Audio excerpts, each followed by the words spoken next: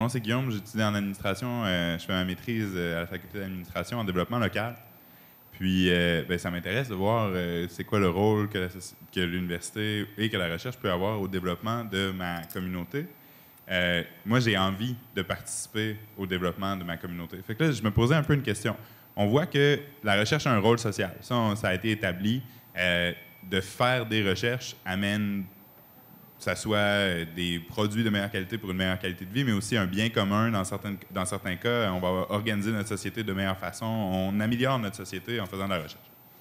L'université, on a compris qu'elle avait un rôle, entre autres, de gardienne de ce savoir-là, d'être à la fine pointe de ce savoir-là, d'être capable d'avoir des chercheurs qui sont libres d'aller rechercher les endroits qui sont encore sombres dans les différents éléments de notre société, pour être capable d'avoir un savoir qui est avancé, sur lequel on peut se baser en tant que société. Elle a probablement aussi comme mission ou comme rôle de diffuser ces connaissances-là qu'elle génère.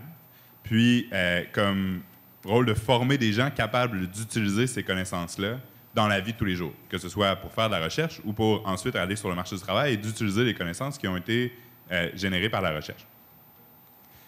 Là, évidemment, c'est à l'université d'accomplir au mieux possible ces trois rôles-là. Elle entre un peu dans un contrat social avec notre État, notre société, de moi, je vais essayer de faire le mieux possible ces trois rôles-là.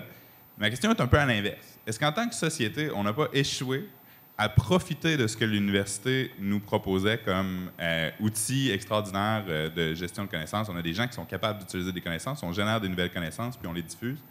Est-ce que l'État, la société, réussit vraiment à tirer profit de ce que l'université fait? Si oui, qui exactement dans la société en tire profit? Puis si ces gens-là en tirent profit, comment est-ce qu'on peut choisir en tant que société qui doit tirer profit de la recherche universitaire, de l'université en tant que telle?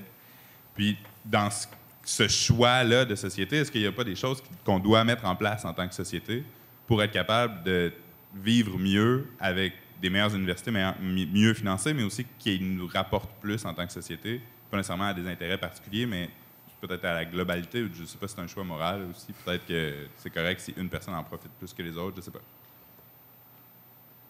Est-ce qu'on a donc quelqu'un qui voudrait intervenir sur cette question-là? Donc, on a parlé d'échec de la société à tirer profit de ce que font les universités.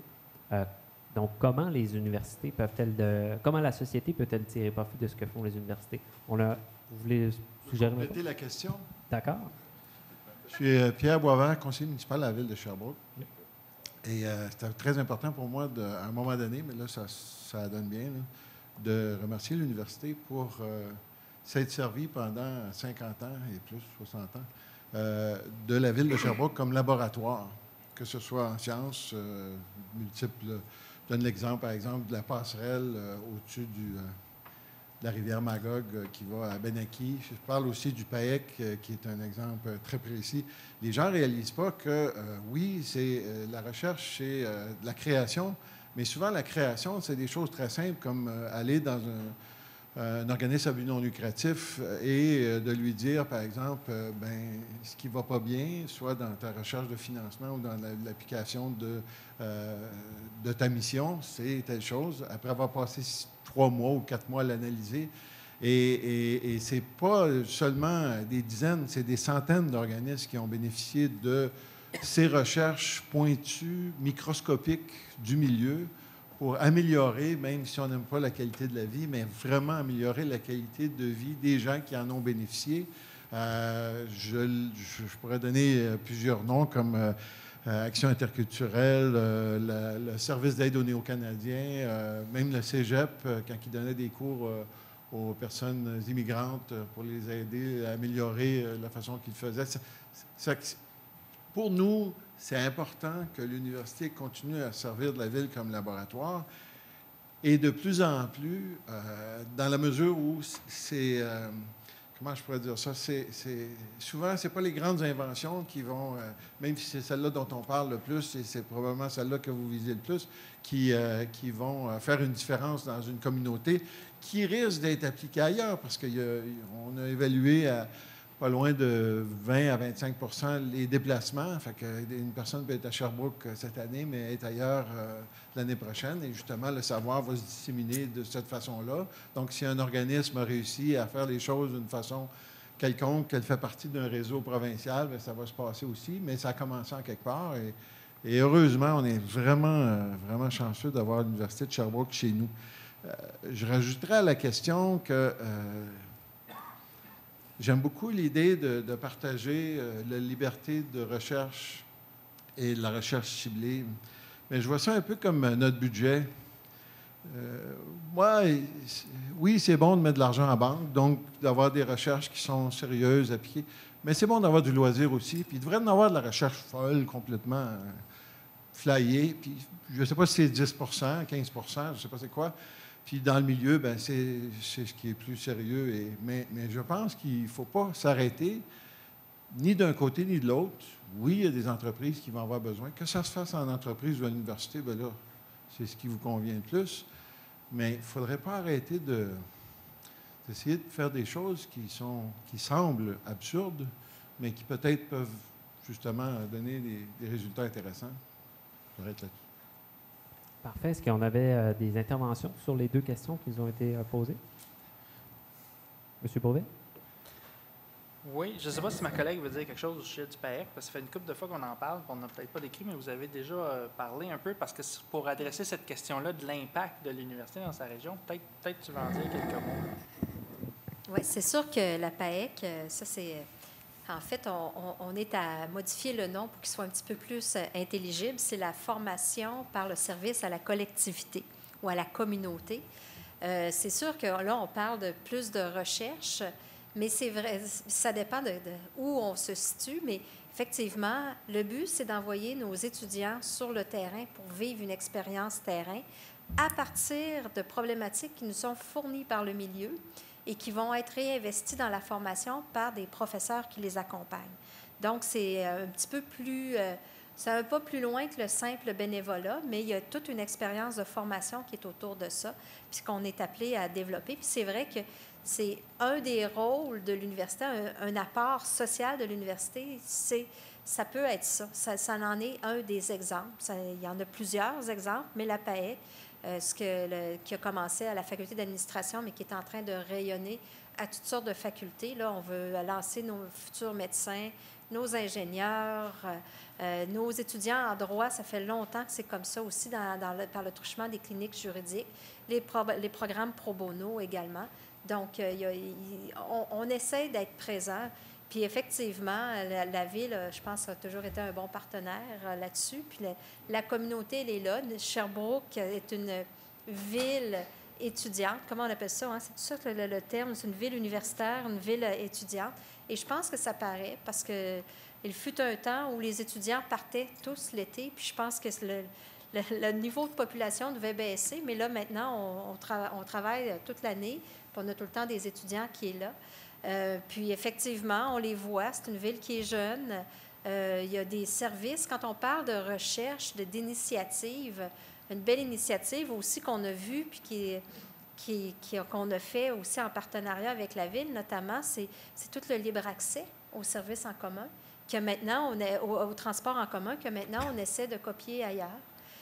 On en a des exemples aussi dans le domaine de l'environnement, à un moment donné, hein, le compostage. Les petits composteurs, c'était une idée, c'est un projet étudiant, si mon souvenir est bon, qui a été repris par des professeurs, qui maintenant est développé, puis qu'on étend de plus en plus. Donc, quand on regarde tous les effets, le rayonnement de la recherche et de la petite recherche qui peut se faire au premier cycle dans le cadre de la formation d'étudiants de premier cycle, qui vivent des expériences en communauté, mais ça peut aller jusqu'au doctorat pour la fine pointe de ce qui se passe dans les fibres puis des molécules qui compostent, là. Lui, il est meilleur que moi pour tout expliquer ça, là, mais vous voyez un peu, là, moi, je suis juste une juriste.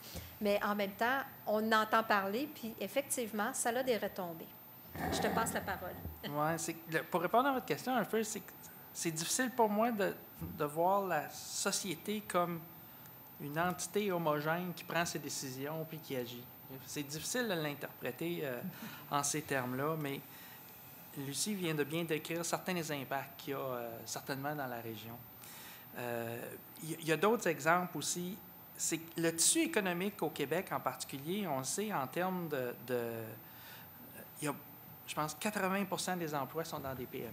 C'est un tissu économique quand même assez particulier. On a parlé des enjeux des PME, travailler avec les chercheurs. Il y a d'autres façons de les aider. C'est clair qu'en ce moment, on a un enjeu en termes d'aider ces entreprises-là pour être compétitives à l'échelle mondiale. Si on veut travailler en partenariat avec eux, il y a relativement peu de diplômés universitaires qui sont embauchés dans les PME. Puis je peux vous donner un exemple comparatif. C'est toujours bon de se comparer aux autres. À l'Université de Waterloo, c'est l'université qui a commencé le programme coopératif juste avant l'Université de Sherbrooke. On était la deuxième université au Canada à le faire. Puis à l'Université de Waterloo, il y a eu une étude qui a été publiée dans un journal en 2008 qui est très, très intéressante sur l'impact économique de l'Université de Waterloo dans sa région. Puis un des gros impacts, c'est que les stagiaires coopératifs qui partaient de l'Université de Waterloo allaient travailler dans des entreprises. Comme vous savez, dans le programme coopératif, on ne fait pas juste un stage, on en fait 3, 4, 5 selon le programme. Les étudiants apprenaient des choses dans l'entreprise, revenaient à l'université, enrichis de leurs connaissances, échangeaient avec leurs professeurs dans leurs cours, repartaient après ça avec des nouvelles connaissances, s'en allaient dans d'autres entreprises. Puis ils se sont aperçus en analysant tout ce qui se passait dans la région, qu'il y avait un transfert de connaissances qui se faisait entre les entreprises par le biais des stagiaires coopératifs qui avaient appris des choses dans une entreprise, qui amenaient ces connaissances-là dans une autre entreprise qui venait s'enrichir, une espèce bon, je n'ai pas le bon mot technique, là, mais un échange d'informations. Pollinisation. Merci beaucoup. Je pensais butinage, je te parle en même temps, mais pollinisation des connaissances entre les entreprises, mais aussi avec un impact à l'université, parce que les échanges de ces étudiants, on le sait, quand on donne un cours à l'Université de Sherbrooke à des étudiants en génie qui reviennent de stage, les échanges qu'on a avec eux ne sont pas les mêmes que quand on échange avec les étudiants qui ne sont pas encore partis en classe, parce qu'ils reviennent avec des connaissances qu'ils ont apprises dans le milieu, puis les échanges en sont enrichis. Fait que ça, c'est un exemple que ça l'a. Je pense qu'au moment où ils ont fait l'étude en 2008, je pense qu'il y avait 1400 entreprises qui s'étaient développées dans la région puis qui bénéficiaient de ces échanges-là. On n'a pas encore ce tissu-là riche ici. On y travaille, mais on sait que beaucoup des étudiants que nous voyons dans notre programme coopératif vont faire des stages à l'extérieur de la région. Puis il y a différentes initiatives pour essayer de les encourager à prendre des stages dans la région. Fait que c'est quelque chose qu'on peut faire davantage. C'est certain que de notre point de vue, de notre perspective, si on veut pouvoir avoir des échanges encore plus... des échanges de connaissances, des discussions, des partenariats avec de plus en plus d'acteurs dans la société, on souhaite effectivement qu'il y ait des diplômés universitaires qui puissent être embauchés dans ces entreprises-là, parce que là, c'est plus facile d'établir un langage commun, puis d'être capable d'échanger, puis de faire des partenariats fructueux.